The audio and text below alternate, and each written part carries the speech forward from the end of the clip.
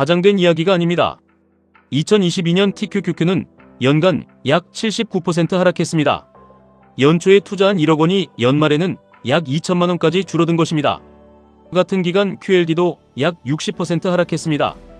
1억 원이 약 4천만 원이 된 것입니다. 그런데도 상승장에서는 누구나 말합니다. QLD TQQQ는 장기 투자니까 떨어져도 버틸 수 있다고요. 정말 버틸 수 있는지는 지금 확인할 수 있습니다. 딱 2분 안에 대답해 보십시오. 나는 왜 QLD TQQQ를 샀는가?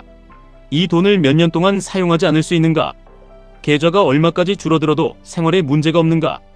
어떤 상황이 되면 비중을 줄일 것인가? 이 질문에 설명이 막힌다면 여러분이 들고 있는 것은 장기 투자 상품이 아니라 언젠가 다시 오를 것이라는 기대일 수 있습니다. 월가의 전설적인 투자자 피터 린치는 자신이 보유한 종목을 2분 안에 설명할 수 있어야 한다고 말했습니다. 회사가 무엇을 팔아 돈을 버는지, 앞으로 무엇이 좋아질 것인지, 어떤 문제가 생기면 팔 것인지 설명할 수 있어야 한다는 것입니다. 이 원칙을 QLD TQQQ 투자에도 적용해 보겠습니다. 50세 직장인 김 부장님에게 노후자금 1억 원이 있습니다. 김 부장님은 나스닥은 장기적으로 오른다는 말을 듣고 1억 원 전부를 TQQQ에 투자했습니다. 처음에는 계좌가 1억 2천만 원까지 올라갑니다. 수익금 2천만 원이 생기자 은퇴를 앞당길 수도 있겠다는 자신감이 생깁니다. 하지만 하락장이 시작되면서 계좌가 5천만 원 아래로 내려갑니다. 김 부장님은 하루에도 몇 번씩 계좌를 확인합니다. 더 떨어지기 전에 팔아야 할지, 현금으로 기다렸다가 바닥에서 다시 사야 할지 고민합니다. 결국 공포를 견디지 못하고 매도합니다. 문제는 TQQQ가 하락했다는 사실만이 아닙니다. 김 부장님은 1억 원이 2천만 원이 될 수 있다는 상황을 투자 전에 계산하지 않았습니다. 투자 기간도 정하지 않았고 감당할 수 있는 손실도 정하지 않았습니다. 추가 매수할 현금도 남겨두지 않았습니다. 상승할 때는 누구나 장기 투자자가 될 수 있습니다. 진짜 투자 성향은 1억 원이 2천만 원이 되었을 때 드러납니다. 반대로 같은 1억 원을 가진 이 과장님은 다르게 접근합니다. 이 과장님은 QLD에 5천만 원, TQQQ에 3천만 원을 투자하고 현금 2천만 원을 남겨둡니다. QLD와 TQQQ의 위험이 같지 않다는 것을 알고 있기 때문입니다. QLD는 나스닥 100의 하루 수익률 2배를 목표로 하고 TQQQ는 3배를 목표로 합니다. 둘 다 큰 폭으로 하락할 수 있지만 TQQQ의 하락은 훨씬 깊어질 수 있습니다.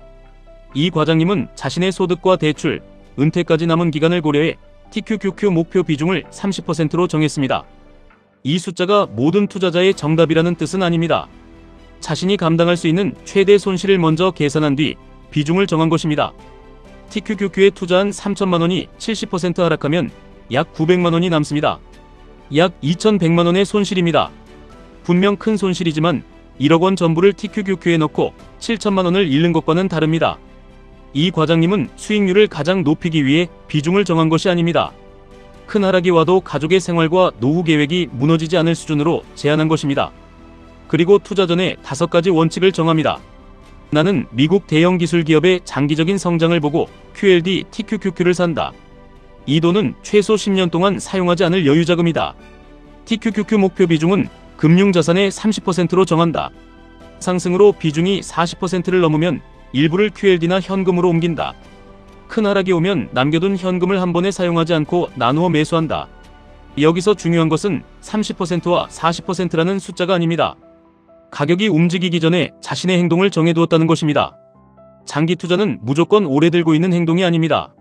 오래 들고 있을 수 있도록 투자 기간과 비중과 현금을 미리 준비하는 과정입니다. 많은 투자자가 상승장에서 위험을 더 키웁니다.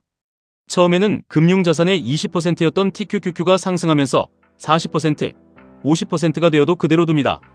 수익이 커졌기 때문에 안전해졌다고 착각합니다. 하지만 비중이 커졌다는 것은 다음 하락장에서 잃을 금액도 커졌다는 뜻입니다. 매도와 비중 축소 기준은 주가 전망이 아니라 자신의 상황을 기준으로 정해야 합니다. 10년 동안 사용하지 않을 돈이었지만 3년 안에 자녀 등록금으로 써야 한다면 비중을 줄여야 합니다. 은퇴가 가까워져 큰 하락을 회복할 시간이 부족해졌다면 현금이나 현금흐름 자산으로 옮겨야 합니다. 생활비가 부족하거나 대출 상환 부담이 커졌다면 수익률보다 생존을 먼저 선택해야 합니다. 시장은 내가 얼마에 샀는지 관심이 없습니다. 내 매수 가격으로 돌아와야 할 의무도 없습니다. 따라서 본전은 매도 기준이 될 수 없습니다. 처음에 투자한 이유가 살아있는지, 투자 기간이 충분히 남아있는지, 현재 비중을 감당할 수 있는지가 더 중요합니다. 투자 이유가 살아있다는 말로 무조건 버텨서도 안됩니다. 투자 기간이 10년에서 3년으로 짧아졌다면 조건이 바뀐 것입니다. TQQQ 비중이 20%에서 50%로 커졌다면 위험도 달라진 것입니다. 계획에는 투자 기간과 비중과 현금이 있지만 무계획한 버티기에는 본전 생각만 있습니다. 오늘 계좌에서 가장 비중이 큰 상품 하나를 골라보십시오. 그리고 5문장을 직접 완성해 보십시오. 나는 QLD TQQQ를 왜 샀는가? 이 돈을 몇 년 동안 사용하지 않을 수 있는가? 계좌가 얼마까지 줄어들어도 생활에 문제가 없는가? 하락장에서 사용할 현금은 얼마인가? 어떤 상황이 되면 비중을 줄일 것인가? 이 5가지를 2분 안에 설명할 수 있다면 시장이 흔들려도 가격이 아니라 계획을 따라갈 수 있습니다. 설명하지 못한다면 지금 필요한 것은 추가 매수가 아닙니다. 투자 이유와 비중을 다시 정하는 일입니다. 결국 폭락장에서 계좌를 지켜주는 것은 막연한 확신이 아닙니다. 감당할 수 있는 비중과 남겨둔 현금, 그리고 미리 적어둔 원칙입니다. 오늘 가족에게 딱 2분만 설명해 보십시오. 나는 왜 QLD TQQQ를 가지고 있는가? 얼마까지 떨어져도 이 계획을 지킬 수 있는가? 설명할 수 없다면 계좌가 더 흔들리기 전에 계획부터 다시 세우셔야 합니다. 지금까지 1분 투자 하이젠버그였습니다.